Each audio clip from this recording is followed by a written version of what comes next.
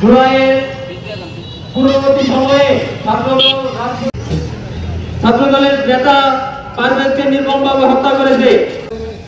সাহিত্য ও প্রকাশনা বিভাগের আমাদের মাঝে সংক্ষিপ্ত বক্তব্য রাখবেন বাংলাদেশ জাতীয় ছাত্র দল। আমাদের কোনো ভাই হারাতে চায় না, এই সরকারের কাছে আহ্বান জানাচ্ছি দ্রুত এই হত্যাকাণ্ডের নিপীড়নের শিকার হয়েছে। কিন্তু 5 আগস্টের পরেও শিক্ষা প্রতিষ্ঠানে তারা যে ভয়ের রাজত্ব, সন্ত্রাসের রাজত্ব, আমরা কিন্তু আন্দোলন করতে বললে আমি আমার বক্তব্য যেতে পারবো না। আমি আমার বক্তব্য এখানে করছি। আমরা যদি লক্ষ্য করি সেই সামাজিক যোগাযোগ মাধ্যমে আমরা দেখেছি বিসি মহোদয় আমাদের ছাত্র দলের যে ভাইকে হত্যা করা হয়েছে তার প্রতিবাদে যে ছাত্র দলের ভাইয়েরা তার কাছে গিয়েছে তাদেরকে আশ্বস্ত না করে বিসি মহোদয় ছাত্র দলের ছেলেমেয়েদেরকে উল্টা বকাঝকা করেছে। আমি আজকে এই বিক্ষোভ প্রতিবাদ সমাবেশ থেকে ঢাকা বিশ্ববিদ্যালয় প্রশাসনকে জানাতে চাই অবিলম্বে এই বিসিকে প্রত্যাহার করতে হবে।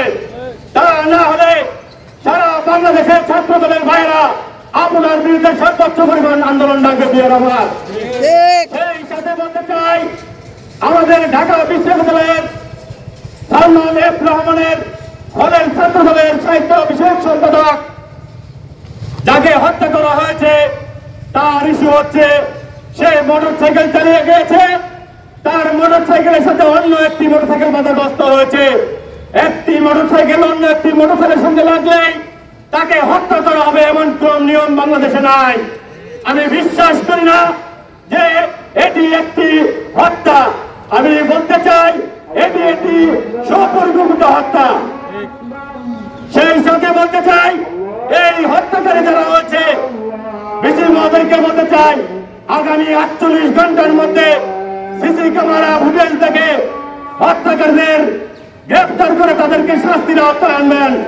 তা না হলে বাংলাদেশ জাতীয় ছাত্র দল সরকারি আশিক মাহমুদ কলেজ এই হত্যাকারীর সঙ্গে যারা জড়িত তাদেরকে আইনের আওতায় আনা পর্যন্ত আন্দোলন আমরা চালিয়ে যাব। সেই সাথে শ্রদ্ধা এবং বিনয় সহিত বলতে চাই সরকারি আশিক মাহমুদ কলেজ ক্যাম্পাসের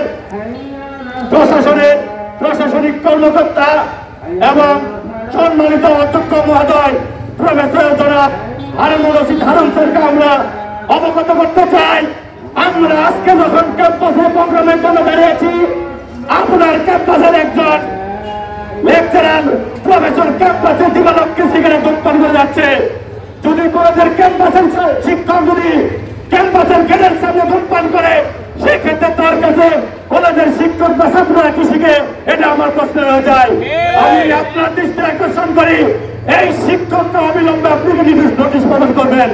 তা না হলে আবারও আমরা আপনার বিরুদ্ধে দাঁড়াবো ইনশাআল্লাহ। এই বলে পরিশেষে বলতে চাই সারা বাংলাদেশে জুলাই আগস্টের আন্দোলনে সারা বাংলাদেশের ন্যায় জামালপুরের ছাত্র দল সর্বোচ্চ ভূমিকা রেখেছিল। তার বিনিময়ে আমরা কি পেয়েছি কিছু কুচুকরি মহল মুখ সৃষ্টি করে আমাদের ছাত্র দলকে একটি অংশ বিভক্ত করে নিয়ে আজকে তোমরা একটি অংশের স্বার্থ এবং হাসিল করেছ। আমরা কঠিন হুঁশিয়ার করে বলতে চাই যখন আন্দোলনের সময় কেউ ছিল না আমরা ছাত্র দল তোমাদের পাশে ছিলাম। যখন টাকার দরকার প্রয়োজন ছিল, পুনঃপনের দরকার প্রয়োজন ছিল তখন আমরা তোমাদের পাশে ছিলাম।